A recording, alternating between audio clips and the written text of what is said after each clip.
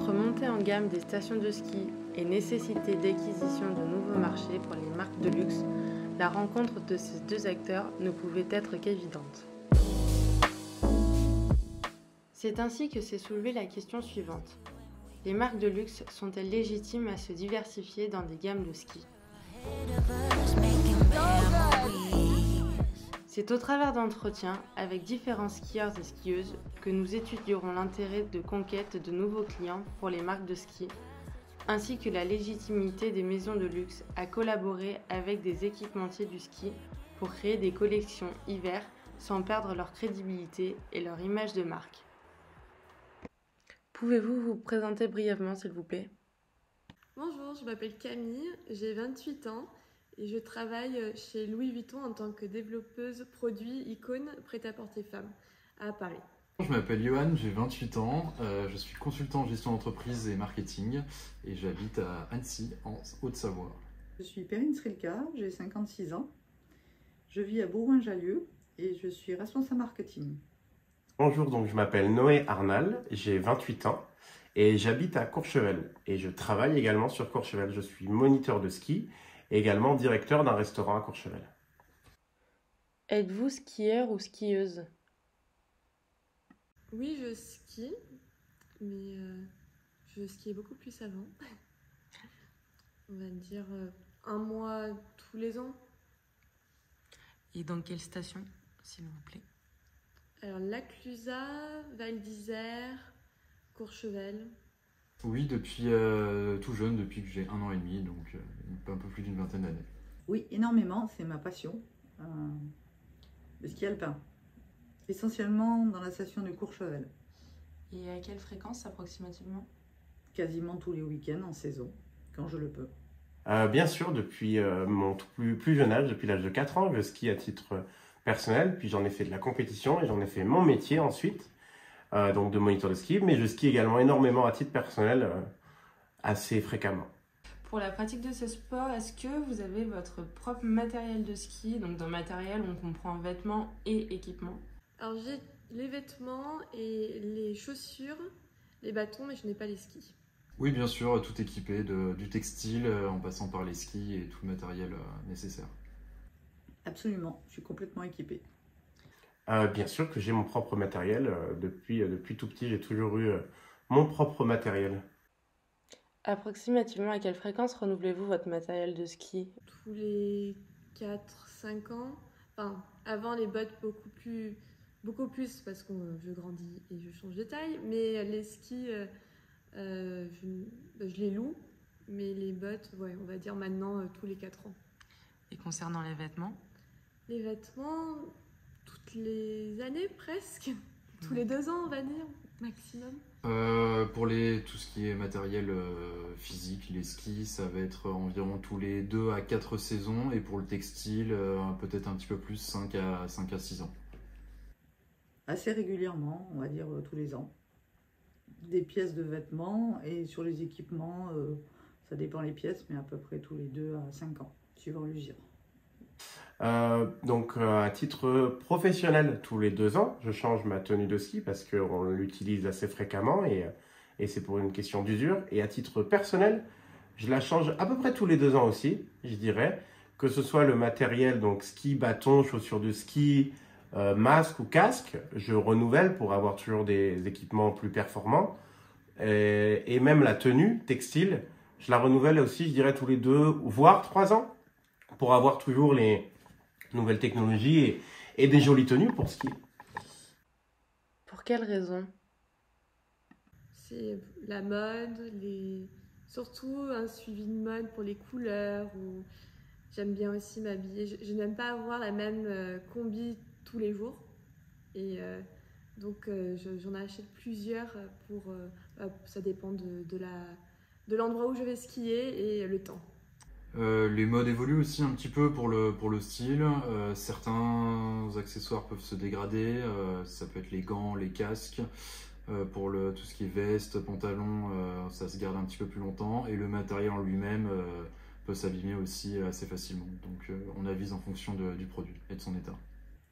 Tout simplement à cause de l'usure du matériel et puis surtout pour avoir du matériel toujours au point techniquement et puis aussi pour me faire plaisir au niveau des vêtements. Qu'est-ce qui motiverait? C'est la recherche de performance, puisque moi, j'aime le ski. En dehors que ce soit mon métier, j'aime cette pratique et je veux la pratiquer au maximum, on va dire, et avoir un maximum de sensations. Et n'importe qui est passionné de n'importe quel métier ou autre chose, vous diront la même chose, je pense, pour leur passion. On peut mettre le prix quand on est passionné de quelque chose et qu'on veut avoir la meilleure sensation de glisse, les meilleures performances techniques. Pour ce qui est performance technique, j'ai pas de budget limite. D'accord. Pour ce qui est esthétique, c'est autre chose. Je mettrais peut-être moins d'argent dans un équipement si c'est juste une question esthétique. Quel budget annuel moyen consacrez-vous à votre matériel de ski? Pour les habits, je mettrais 500 €, 600 €.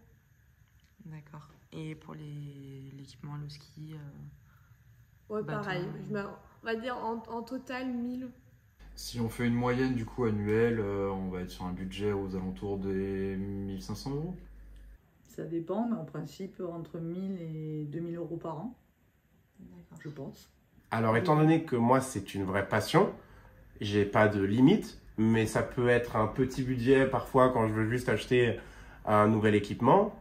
On va dire une paire de bâtons qui peut coûter 100 €, comme j'ai déjà acheté une paire de bâtons à 400 € parce que c'était une paire de randonnée hyper technique. Je ne me donne pas de limite parce que c'est une passion et c'est pas une question de budget pour moi. Même si ça peut dépasser mon budget, je veux dire, pour certains types d'équipements, je suis prêt à mettre le prix. Où achetez-vous votre matériel? En point de vente. Essentiellement en boutique. C'est préférable de visualiser le produit et de pouvoir l'essayer et d'être confort dedans. C'est assez important pour ce genre de produit. Ça peut être sur internet, mais c'est plutôt majoritairement en point de vente.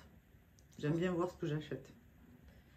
Ah, beaucoup plus en point de vente, ouais. C'est pas le ski comme c'est quelque chose qui se pratique en montagne et qui, même si je suis un professionnel de ce métier-là, je vais toujours aimer avoir les conseils d'un professionnel aussi et pouvoir parler, pouvoir toucher le produit, vu qu'on parle de produits très techniques, que souvent il faut que ce soit à la bonne taille, que ce soit pour le matériel ou pour le textile encore. Je parle là des chaussures de ski, masques ou des vêtements, des sous-vêtements techniques, beaucoup plus sur des points de vente et sur des points de vente spécialisés même, en montagne notamment. D'accord. Pas du tout sur Internet, vraiment.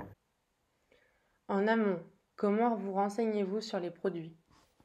Alors, je regarde en ligne d'abord, alors, surtout pour les vêtements, je regarde en ligne et puis après je vais les voir en boutique pour voir la qualité et puis pour la taille. Et tout ce qui est équipement, je fais que en boutique parce que je n'y connais pas plus que ça. Et je préfère essayer surtout les chaussures, je préfère essayer que d'acheter en ligne. Alors regardez effectivement un petit peu sur internet pour voir un peu ce que proposent les différentes marques et voir les nouveautés technologiques, surtout dans le domaine du ski où ça évolue pas mal.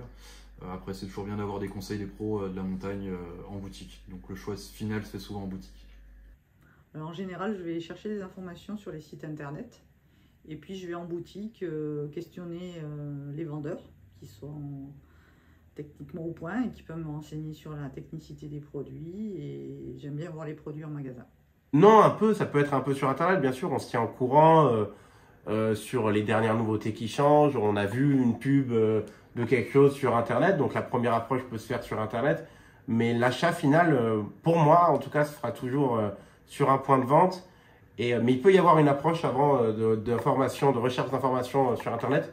Mais après, j'irai énormément rechercher des conseils auprès d'amis qui ont déjà acheté tel ou tel produit. Parce que quand on parle d'achat de produits un peu chers, bien sûr, on veut savoir si c'est le bon achat. Et je dirais la première approche, peut-être Internet. La deuxième approche, le bouche à oreille. Et à la fin, aller dans le magasin pour prendre les dernières informations du vendeur. Mais parce que si on va directement au point de vente, bien sûr que le vendeur va vouloir vous vendre son produit et il va dire que c'est le meilleur. Donc il faut un peu rechercher en amont. Toute autre question, êtes-vous consommateur de produits de luxe? Oui. Combien environ? Alors, peut-être 150 produits, 200? Oui, une dizaine environ. Oui, bien sûr. Combien environ? Bon, je dirais une vingtaine de produits. Oui, sur certains types de produits. Je porte même sur moi une ceinture Gucci aujourd'hui. Sur certains types d'équipements, à différents moments de ma vie, j'ai pu acheter, oui, la ceinture Gucci, le châle Vuitton, c'est les produits de luxe que tout le monde connaît, tout le monde a. Mais on va dire que j'ai un accessoire par marque que j'ai pu acheter une fois par an, un petit plaisir. D'accord. Moi, je dirais que j'ai une dizaine de belles pièces, dizaine, quinzaine. À quelle fréquence vous achetez en moyenne ces produits de luxe sur une année? Alors ça dépend. Je pense peut-être tous les 2-3 mois, j'achète un produit. Ça peut varier, mais on va dire entre 1 à 2 fois par an. Assez régulièrement, 1 à 2 fois par an. Bah, je dirais qu'une fois par an ou 2 fois par an, suivant le prix de l'objet, j'ai un achat pour un produit de luxe parce que je recherche la meilleure qualité. Si c'est un peu moins, si c'est des petits accessoires, il peut y avoir 2. Si c'est un gros achat, ça va être qu'un par an. D'accord. Et quel budget vous y consacrez? Dans l'année, peut-être 2000 €. Mais souvent, quand ce sont des gros budgets, ce sont plutôt des cadeaux. Ça va revenir dans les entre 800 et 1000 euros par an. Bon, je pense à peu près entre 2 et 3 000 euros. Ça peut aller jusqu'à 1000 euros, 2000 euros. Qu'est-ce qui vous attire dans l'achat de produits de luxe? La qualité, la marque. Et puis, souvent, je trouve que dans le luxe, il y a une manière de faire qui est un peu mieux que d'acheter du fast fashion où la qualité, c'est pas ça qu'au bout de 2 mois, on met à la poubelle, alors qu'un produit de luxe, ça dure des années et des années. Et qu'on les garde, on sait qu'on les gardera plus de 10 ans. On cherche plutôt la qualité, essentiellement si possible du français. On sait que c'est des produits qui vont durer assez longtemps, donc c'est surtout le but recherché. Parce qu'en général, ce sont des produits de meilleure qualité, avec des meilleurs matériaux et qui sont plus durables et aussi plus design et puis voilà, dans l'air du temps. La qualité. D'accord. La qualité, la durabilité, souvent, quoique parfois, ça ne dure pas peut-être plus longtemps, mais c'est souvent la qualité parce que moi, pour mes types d'achats de luxe, vu que c'est pas régulier, c'est un achat qui est réfléchi, je vais dire, où je vais me renseigner sur le produit. Je sais que cette marque, la ceinture Gucci, je sais qu'elle est garantie 2 ans, que c'est un très bon cuir, que j'aime cette marque, je la trouve belle, donc j'achète. Mais je vais pas acheter par exemple une ceinture de luxe d'une marque que je ne connais pas, juste parce que c'est une marque de luxe. Ces produits de luxe, de la même manière que les produits de sport, est-ce que vous les achetez plutôt via Internet ou directement en point de vente? En point de vente. Toujours privilégier un petit peu les boutiques, le contact et avoir un peu plus d'informations que Internet. Et pour les essayages, un peu plus facile. Majoritairement dans les points de vente. Pour le luxe, plus en point de vente aussi, je dirais. Parce que vu que c'est aussi un achat très cher, on aime bien avoir le conseil, avoir le... moi, les miens, à chaque fois, ont été faits en point de vente. Lors de votre démarche d'achat, en amont, comment vous renseignez-vous sur les produits? Internet d'abord et puis après, je vais le voir en vrai. Toujours un petit peu vérifier sur Internet, avoir quelques avis sur les matières, les avis des consommateurs, et puis ensuite, toujours au final en boutique. Oui, en général, je regarde sur les sites Internet et je compare les différents produits. Je regarde aussi les commentaires des internautes et des spécialistes. Mais je pense que c'est fait sur Internet, mais inconsciemment. Avant, avec les publicités qu'on peut voir sur Internet, ça va nous cibler un produit qu'on va petit à petit aimer, qu'on va un petit peu regarder, et puis en fait, si on tombe sur la boutique par hasard, on va se mettre à acheter. Enfin, pour mon cas, c'est comme ça. Achetez-vous ou vendez-vous via la seconde main? Alors, de sport, non, mais de luxe, oui. Je n'ai jamais rien vendu d'occasion, mais pour le matériel de ski, uniquement matériel, donc les skis, ça m'est déjà arrivé d'acheter de l'occasion, effectivement. Oui, ça m'arrive de temps en temps, effectivement. Non. Non, alors que je sais qu'on devrait le faire pour la récup, mais j'ai plutôt tendance à acheter du neuf. À quelle fréquence achetez-vous ou vendez-vous via la seconde main? Les 4 mois, ouais. On va essayer quand on renouvelle, donc tous les 3 à 4 ans environ. 1 à 2 fois par an. Quel pourcentage de réduction obtenez-vous le plus souvent? La plupart du temps, 50%, mais ça peut descendre. J'ai eu des achats à plus de 70% off en seconde main. Ça peut aller jusqu'à des, pour le matériel de ski en tout cas, jusqu'à des moins 80, moins 90%. Donc assez intéressant. Entre 25 et 30%. Quelles sont vos motivations principales envers la seconde main? Surtout le prix, déjà. Je choisis que des produits qui n'ont pas été portés ou très peu portés, s'il y a encore l'étiquette. Mais c'est surtout le prix, que ce soit moins cher quelquefois. Je trouve que c'est mieux aussi de redonner une vie à un produit au lieu d'acheter en neuf. Certains produits peuvent être encore très bons techniquement, juste un peu abîmés sur le look, le physique, et on privilégie surtout la technicité. L'aspect financier, le côté économique. Parce que quand je veux un produit, je veux qu'il soit à moi, je veux être le premier propriétaire et je veux qu'il soit en bonne qualité, même si je sais qu'aujourd'hui, le marché de l'occasion est très bien. Pour moi, mes démarches jusqu'à maintenant, tous mes achats jusqu'à maintenant ont seulement été du neuf. Les uns après les autres, chacun des candidats se verra présenter un équipement de ski pour lequel il devra définir un prix. Pour cette paire de skis, quel prix seriez-vous prête à mettre pour acheter cette paire de skis? Je mettrais entre 5 et 700 euros.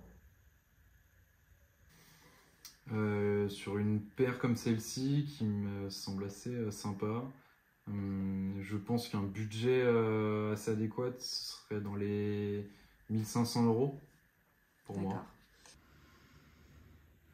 Je dirais dans les 1500 euros. Ce produit, je vais vous raconter même mon histoire. Moi, j'ai acheté un masque il y a 2 ans. Juste avant le Covid, j'ai acheté le dernier masque Oakley avec un système incroyable de vitres et je l'ai payé 500 euros. Donc moi, un budget masque, c'est le plus cher que j'avais acheté. J'étais prêt à mettre 500 euros. Vu que c'est la marque Louis Vuitton, je dirais que je peux monter jusqu'à peut-être 800 euros. Mais après, au-delà, alors je sais que ça doit valoir au-delà, vu que c'est Louis Vuitton, ça me paraîtrait trop cher parce que je connais le prix du marché pour un produit de très bonne qualité. Et pour payer juste cette marque, j'accorderais 800 euros moins. Pour quelle raison metteriez-vous un tel budget? Je pense que ce serait l'exclusivité, que ce soit une collab avec déjà une super marque de ski, puis en même temps une marque de luxe. Et c'est une exclusivité d'avoir ça, alors que pas tout le monde pourrait les avoir. Et puis je les trouve assez sympas aussi. Toujours regarder aussi effectivement la technicité du produit, mais d'avoir un produit un peu exclusif aussi peut jouer sur l'achat du produit. Essentiellement pour me faire plaisir.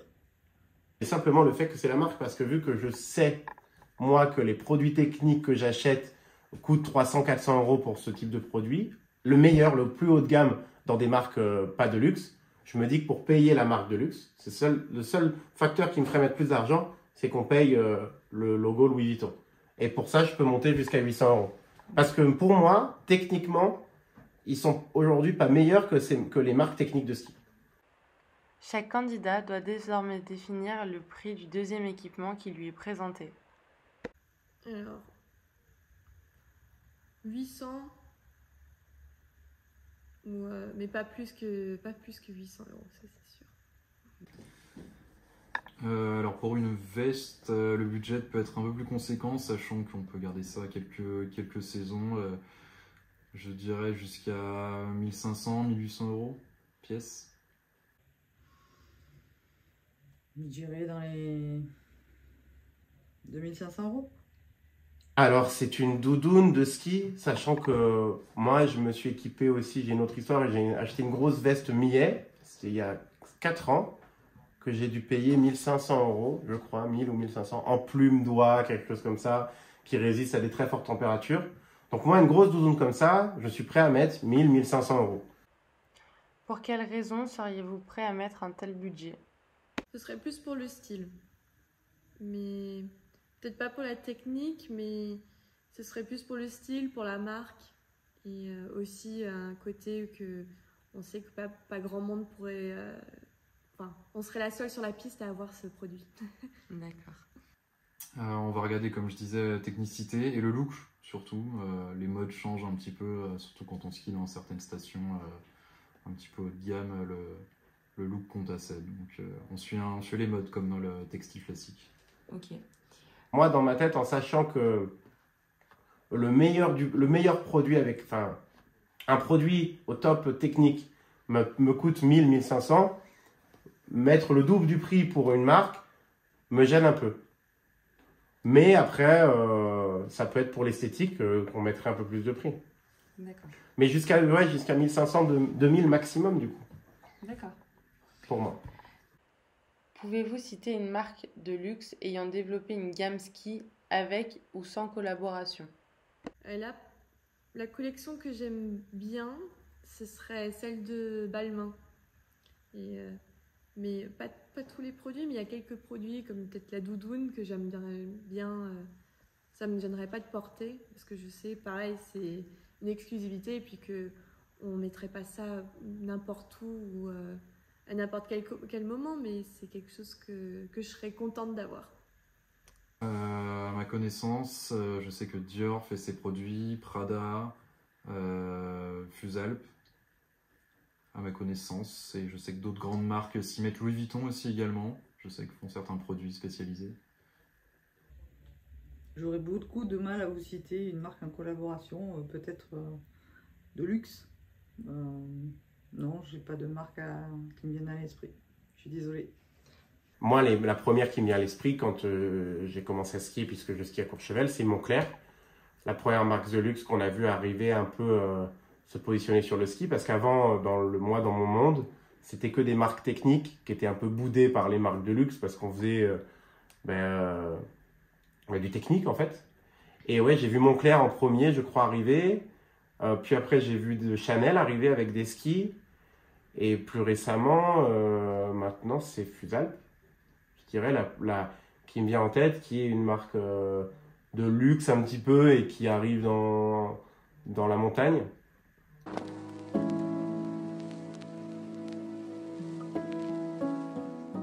Ainsi, nous pouvons conclure que les maisons de luxe sont totalement légitimes à se diversifier dans des gammes sport.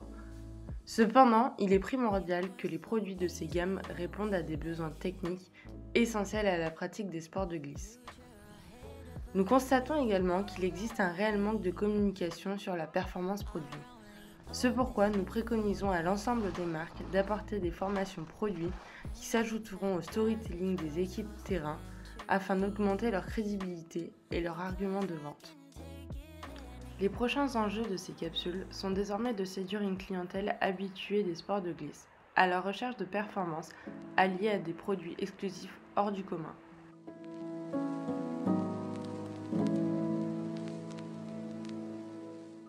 La fréquentation des stations de ski étant vouée à augmenter, mais aussi faisant face à une montée en gamme du ski devenu un terrain de prédilection pour le monde du luxe, ce dernier attire notamment le marché chinois. Nouveau dans ce domaine, il s'agit d'un des autres enjeux de ces capsules, à la fois pour les équipementiers mais aussi pour les maisons de luxe. Il est donc nécessaire de développer un département recherche et développement capable de surprendre et séduire continuellement cette nouvelle clientèle assoiffée de technologies.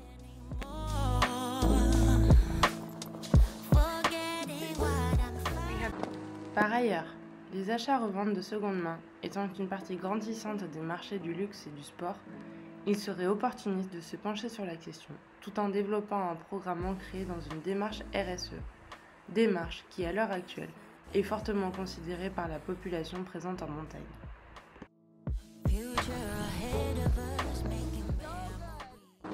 En définitive, les équipementiers n'auraient-ils pas intérêt à banaliser une gamme premium au sein de leur collection? Et si les stations de ski étaient l'espoir des collections hiver de nos maisons de luxe?